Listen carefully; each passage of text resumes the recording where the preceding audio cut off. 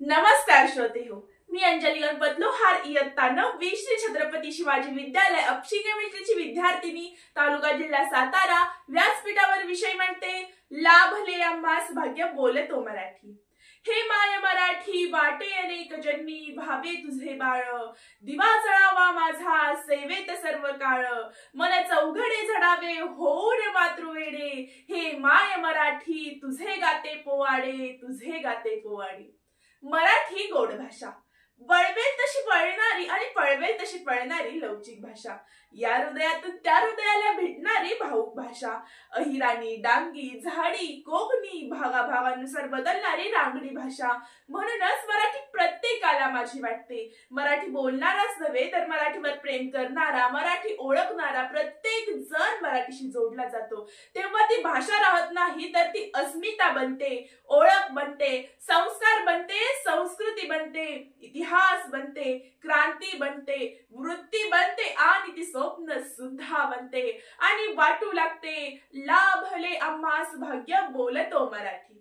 भूतकाळात डोकावाल तर तिच्या वैभवाने डोळे दिसतील। अमृतालाही पैजेवर जिंकणाऱ्या मराठीला ज्ञानदेव म्हणतात।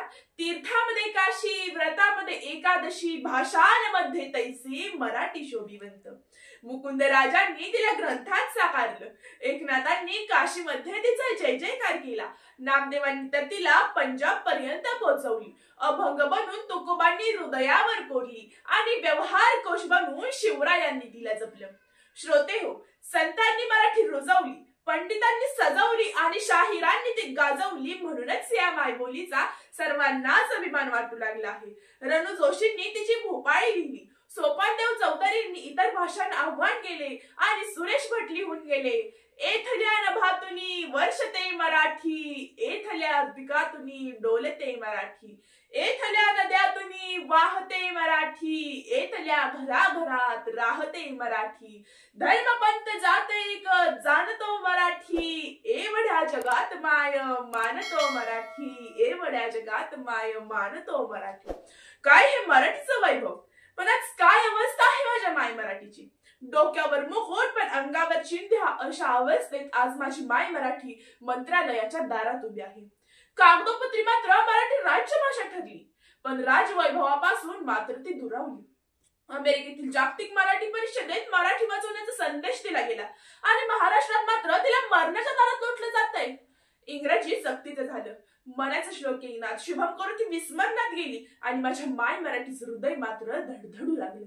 माय झाली मॉम, बाप झाला डॅड, रेव पार्टीत नाचून पोरं झाली मॅड, भांडण करते बायको धरते एकच ठेका, काय बी झालं तरी पोर इंग्लिश शाळेत टाका, सगळीकडेच इंग्रजीचा वाजू लागला ढोल, आता तरी मराठी माणसं मराठीत बोल अशी सांगण्याची वेळ येऊ लागली। न्यायालयात मराठीचा वापर होणार हीच भाग्याची घटना, पण व्यावसायिक आणि औद्योगिक क्षेत्रामध्ये मराठी कशी वाढेल याच्याकडे लक्ष देऊयात, तिचा सन्मान करूयात। माझा इंग्रजीला विरोध नाही, स्पर्धेच्या युगामध्ये ती जागतिक भाषा म्हणून आवश्यक आहेच, पण इंग्रजी उच्च आणि मराठी कनिष्ठ हा समज चुकीचा आहे। इंग्रजी हे वाघिणीचं दूध असलं तरी मराठी हे आईचं दूध आहे आणि बालकाला गरजेचं असतं ते त्याच्या आईचं दूध, म्हणून इंग्रजी शिकूयात पण मराठी रक्तात भिनूयात। जगाशी व्यापार करण्यास इंग्रजी पण काळजात मात्र मराठी, जगाकडे पाहण्याची खिडकी म्हणजे इंग्रजी पण त्या डोळ्यातली दृष्टी म्हणजे मराठी।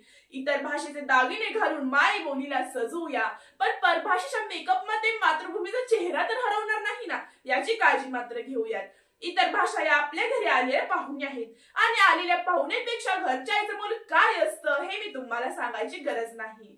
हृदयावर हात ठेवला तर तुमचा तुम्हालाच आवाज येईल, लाभले आम्हास भाग्य बोलतो मराठी। काही विचारवंत म्हणतात मराठीमध्ये इतर भाषांचे आक्रमण झाल्यामुळे ती संपते की काय याची भीती वाटत आहे, पण मला मात्र याची अजिबात भीती वाटत नाही, कारण भाषेमध्ये दगडमाती नसते की तो डोंगरही नसतो, कधी बदलणारच नाही। भाषा ही शरीरातल्या रक्तासारखी असते, ती बदलते आणि ती बदलते म्हणूनच ती जिवंत असते। शिवरायांच्या काळातली भाषा फुलेंच्या काळात नव्हती, फुलेंच्या काळातली भाषा आज नाही, ती बदलली आहे, ती बदलणार आहे, पण ती संपणार कधीच नाही। जोपर्यंत महाराष्ट्र आहे तोपर्यंत मराठी असणार. आमच्या चालीरीती सण उत्सव यातून ती बहरत राहणार. जेव्हा परदेशी अभ्यासक मराठीला डोक्यावर घेतात अशा वेळी मराठीला कमी लेखणाऱ्यांना मी कुसुमाग्रज यांच्या शब्दात इतकेच सांगू इच्छिते, भाषा मरता देशही मरतो, संस्कृतीचा दिवा विझे, गुलाम भाषिक होऊन आपल्या प्रगतीचे शिर कापू नका, नीच विनवते हात जोडून वाटवाकडी धरू नका. 27 फेब्रुवारीला भाषा दिनाला मराठी बद्दलचं प्रेम उफाळून यायला नको तर तिच्या बद्दलची आत्मीयता मनात बाळगूयात. वैभवशाली महाराष्ट्राचा आणि मराठीच्या वैभवाचं स्वप्न पाहूयात. मराठी कलेला दाद देऊयात, संस्कृती जपूयात, संपन्नता वाढवूयात आणि माधव जुले यांच्या शब्दात इतकेच म्हणूयात, हिचे पुत्र मी हिचे पांग फेडू असे मात्र आमुच्या हृदय मंदिरी. जगा मान्यता हीच अर्पू प्रतापे, हिला बैसव वैभवाच्या शिरी, हिला बैसव वैभवाच्या शिरी. धन्यवाद.